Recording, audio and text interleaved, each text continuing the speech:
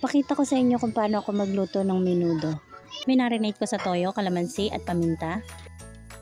And then i-rest natin siya for 30 minutes to 1 hour. Sa isang kawali, pinarito ko ang patatas, carrots at hotdog.